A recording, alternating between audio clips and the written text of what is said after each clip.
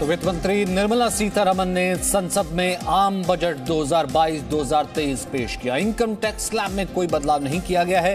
वित्त मंत्री निर्मला सीतारमण ने कहा 2022-23 में आरबीआई डिजिटल करेंसी लॉन्च करने जा रही है। साथ ही एलआईसी का आईपीओ भी सरकार जल्द लाएगी। वहीं वित्त मंत्री ने ऐलान किया है कि 3 सालों में 400 नई वंदे भारत ट्रेनें चलाई जाएंगी।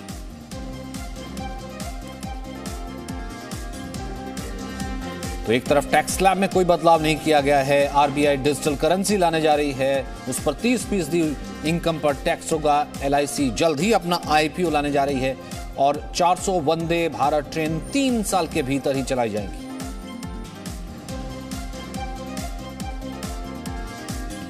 वहीं आम बजट पर प्रधानमंत्री नरेंद्र मोदी ने कहा कि यह बजट 100 साल की भयंकर आपदा के बीच विकास का नया विश्वास लेकर आया है। यह बजट अर्थव्यवस्था को मजबूती देने के साथ ही सामान्य मानवी के लिए अनेक नए अवसर बनाएगा। इस बजट का एक महत्वपूर्ण पहलू है गरीब का कल्याण। हर गरीब के पास पक्का घर हो, नल से जल हो, उसके पास शौचालय हो, गैस की सुविधा हो, इन सभी पर विशेष ध्यान दिया गया है। इसके साथ ही आधुनिक इंटरनेट कनेक्टिविटी पर भी उतना ही जोर। ये बजट अर्थव्यवस्था को मजबूती देने के साथ ही सामान्य मानवी के लिए अनेक नए अवसर बनाएगा। ये बजट मोर इंफ्रास्ट्रक्चर, मोर इन्वेस्टमेंट, मोर ग्रोथ और मोर जॉब्स की नई संभावनाओं से भरा हुआ है। और एक नया क्षेत्र और खुला है और वो है ग्रीन जॉब्स का। ये बजट तत्कालीन आवश्यकताओं का भी समाधान करता है और देश के युवाओं के उज्जवल भविष्य को भी सुनिश्चित करता है। ये पिछले कुछ घंटों से देख रहा हूं जिस प्रकार से इस बजट का हर क्षेत्र में स्वागत हुआ है। सामान्य मानवी की जो सकारात्मक प्रतिक्रिया आई है उसने जनता जनार्दन की सेवा का हमारा उत्साह अनेक गुना बढ़ा दिया है। जीवन के हर क्षेत्र में आधुनिकता आए, टेक्नोलॉजी आए, जैसे किसान ड्रोन हो, वंदे भारत ट्रेन हो, डिजिटल करेंसी हो, बैंकिंग के क्षेत्र में डिजिटल यूनिट्स हो, 5G सर्विसेज का रोल आउट हो, नेशनल हेल्थ के लिए डिजिटल इकोसिस्टम हो। इनका लाभ हमारे युवा, हमारे मध्यम वर्ग, गरीब, दलित, पिछड़े, ये सभी वर्गों को मिलेगा। इस बजट का एक महत्वपूर्ण पहलू है गरीब का कल्याण। हर गरीब के पास पक्का घर हो, नल से जल आता हो, उसके पास शौचालय हो, गैस की सुविधा हो, इन सभी पर विशेष ध्यान दिया गया है। इसके साथ ही आधुनिक इंटरनेट कनेक्टिविटी पर भी उतना ही जोर है। जो भारत के पहाड़ी क्षेत्र हैं, हिमालय का पूरा पट्टा, जहां जीवन आसान बने, वहां से पलायन ना हो, इसे ध्यान में रखते हुए भी नई घोषणा की गई है। हिमाचल, उत्तराखंड, जम्मू कश्मीर, नॉर्थ ईस्ट ऐसे क्षेत्रों के लिए पहली बार देश में पर्वतमाला योजना शुरू की जा रही है।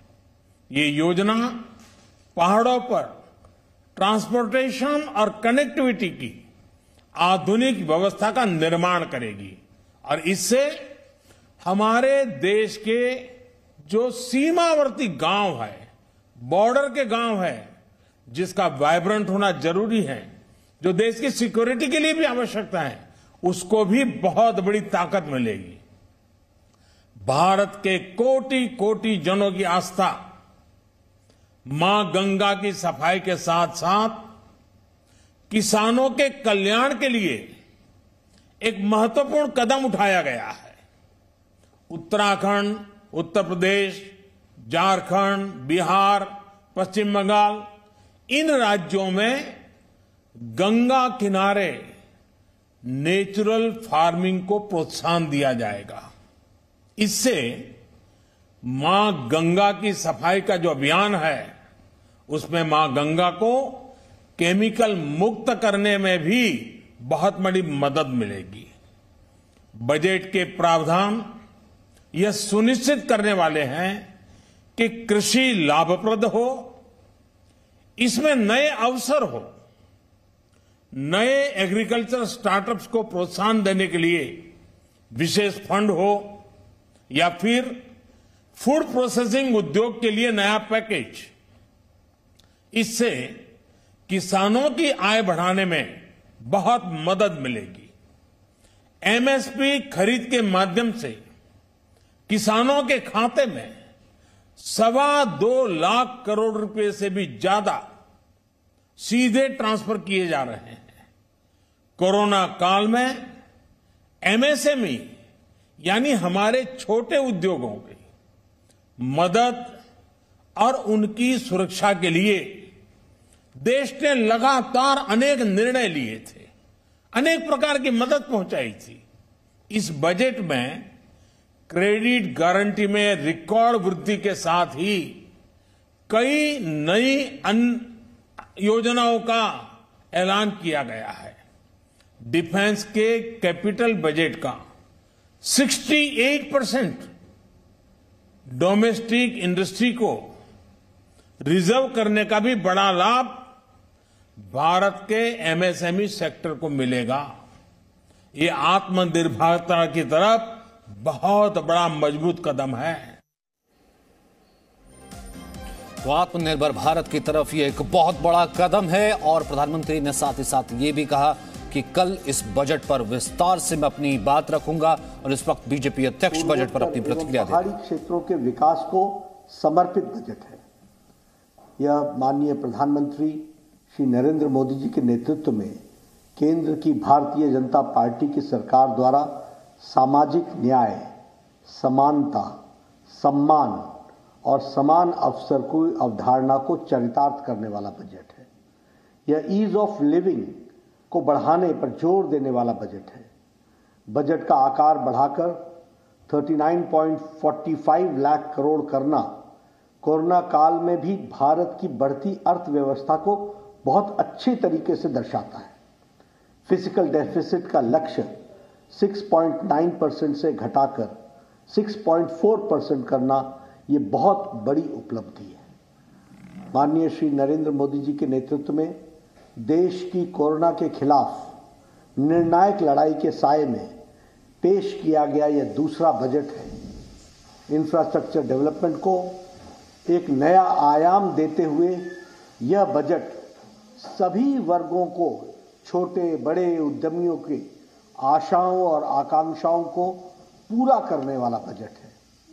यह महज एक साल के डेवलपमेंट का एजेंडा नहीं है, बल्कि देश के लिए अगले 25 साल की बुनियाद रखने वाला यह ब्लूप्रिंट है।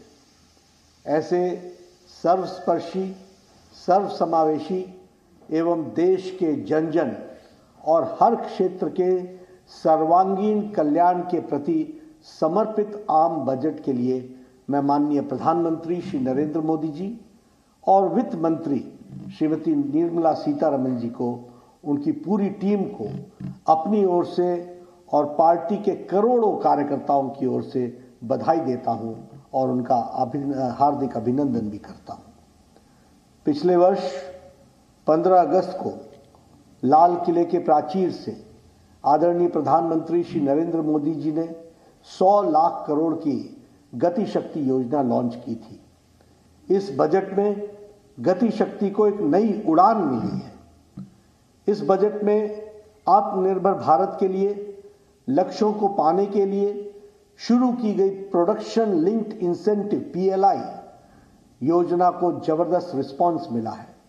इससे लगभग 60 लाख नई नौकरियां पैदा होंगी और अगले 5 वर्षों में 30 लाख करोड़ रुपए का अतिरिक्त उत्पादन होगा। ये नए भारत की नींव रखेगा।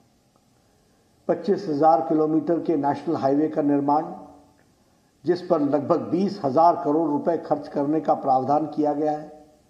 देश में 5 बड़ी नदियों को जोड़ने के लिए जल संसाधन विकास मंत्रालय की भी मदद से कार्य करने की योजना बनाई गई है।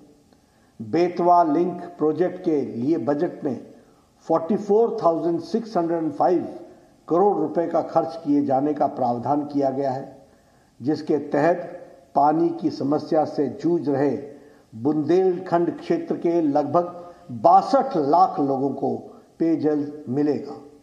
मैं इसके लिए प्रधानमंत्री श्री नरेंद्र मोदी जी को हार्दिक अभिनंदन करता हूं और उनको धन्यवाद करता हूं। प्रधानमंत्री श्री नरेंद्र मोदी जी के नेतृत्व में केंद्र की भारतीय जनता पार्टी सरकार है। तो बीजेपी अध्यक्ष भी यही कहते हुए कि समावेशी बजट है और नए भारत की नींव रखने वाला, आने वाले 25 सालों तक भारत को आत्मनिर्भर और मजबूत भारत बनाने के एक लक्ष्य को रखने वाला ये बजट है। Presenting B News app available on Google Play and App Store. Download it now.